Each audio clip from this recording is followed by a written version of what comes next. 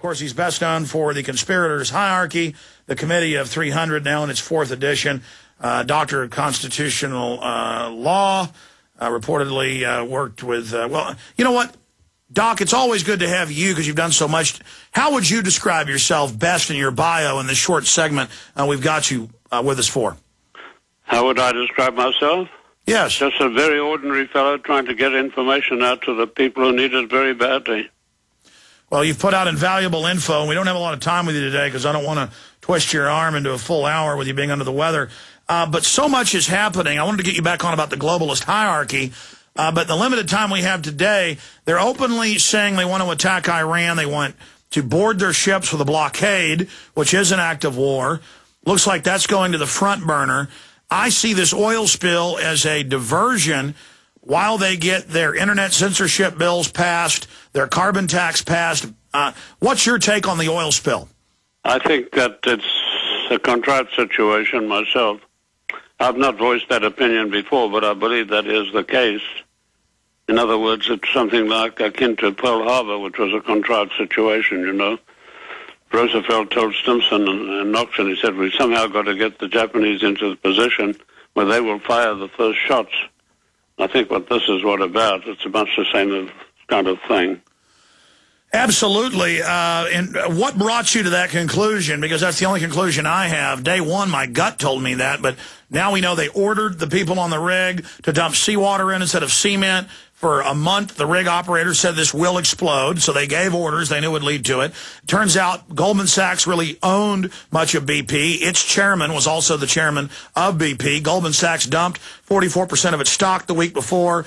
The BP CEO dumped 30+% of his stock the week before. Now we learned Halliburton bought an oil cleaning company in the Gulf the week before. We know they're the head funders of the carbon tax global neo-surf system. So, I mean, there's a lot of other evidence. Now they've been blocking for 50-plus days. The governors and others trying to clean up the oil themselves. And Obama says the carbon tax is the answer. I don't think that's the answer at all. I think that what they've got to do is put 600 or 700 boats out there to clean the mess up as quickly as they can. That's what the solution is. Absolutely, but Doctor, in the time we have, because I'm ranting here, I mean, what brought you to the conclusion that it's a contrived, staged event? I've seen so many of these things in the past, in history itself. Like, and to go back to, you know, to the Second World War, they got this supposedly insane Dutchman to fire some shots. And they said, oh, this was something done by one of the nations, and this cause for war. So there's so many things in history that have been similar to this.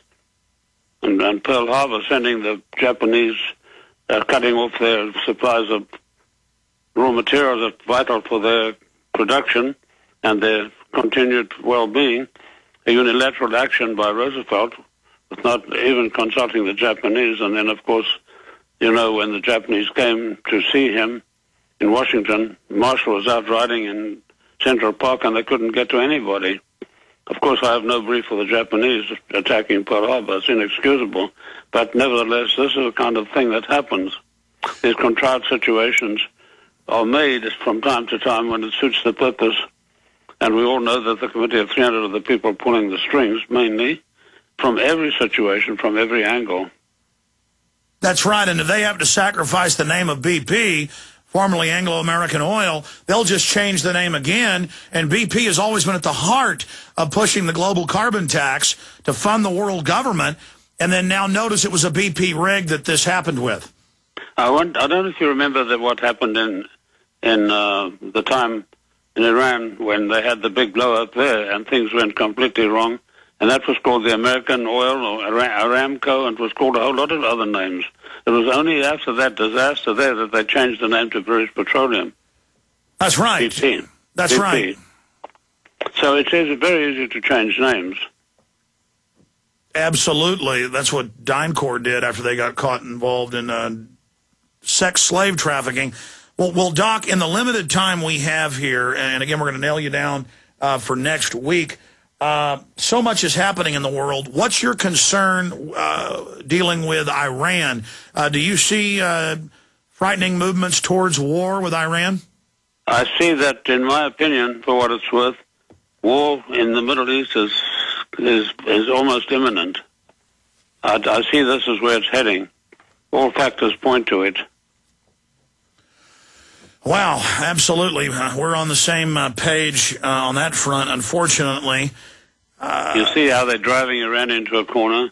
They're doing everything they can to. And Russia has disgraced itself by reneging on their contract, which they've had since 2003, to supply the S-300 anti-aircraft missile system. It's probably the best. It is not probably, but certainly the best in the world that could shoot down aircraft from 75 miles away and not miss, because each missile has its own guided system which cannot be jammed. Once fired, it's bound to hit its target.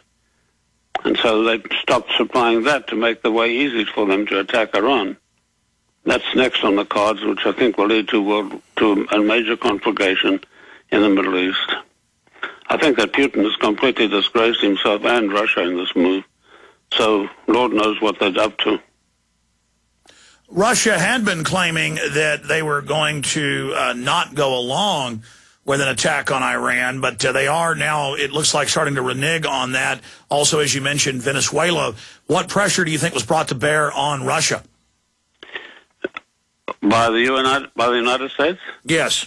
Oh, a great deal. They've sent several envoys over there to talk with Medvedev, who, by the way, is not exactly the brightest of people, but Putin had to step down because of their constitution.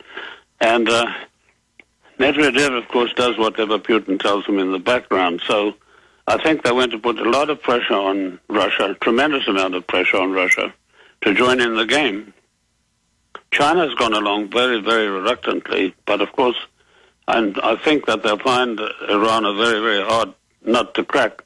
They have their militia called the Pasdarans, of about 1 million men, very well trained. They have their regular army, which is an enormous size.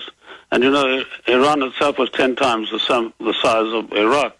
Since we found such a terrible job on our hands trying to subdue Iraq, how on earth are we going to do the same thing to Iran? I think it's a physical impossibility. I think it's beyond the capabilities of the United States military powers as it stands now. Well, Doctor, in closing, and we'll talk more about it next week, you write time and time again as a theme in your many books about the intentional destruction of the United States by design. We've been the empire for the Anglo-American Committee of 300. We've been the funding mechanism. But as we get towards the end and the formation of world government, clearly they want to pin all their crimes on us. Why do they want to destroy the goose that laid their golden eggs of tyranny and empire? And where do you see all of this basically winding up? What's their end game strategy? The end game, as I said before, the end game is to usher in a new world order inside of one world government, which will be the Committee of 300. And the way to do this is, first of all, destroy the most powerful nation in the world, the United States of America, which is a temporary expedient, and they feel that they can, once this is up and running, they can revive the patient by applying all the necessary techniques. It's like a person who gets knocked temporarily unconscious, you know, give them oxygen and all kinds of stuff, and in a very short while they recover. So they've got such faith in the United States, and rightly so.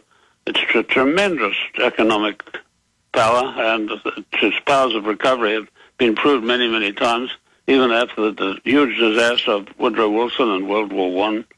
And I'm sure that they know as well as I do that the United States can very quickly be resuscitated once the objective has been achieved. Amazing. I know some of your listeners may think I'm off the wall, but the surprising thing is, and I don't like to toot my own horn, but I've made about 500 predictions in my lifetime, and almost all of them have come to pass. And no, I'm not some kind of... No, I know you have on record, but I mean, what is their final plan then for the United States?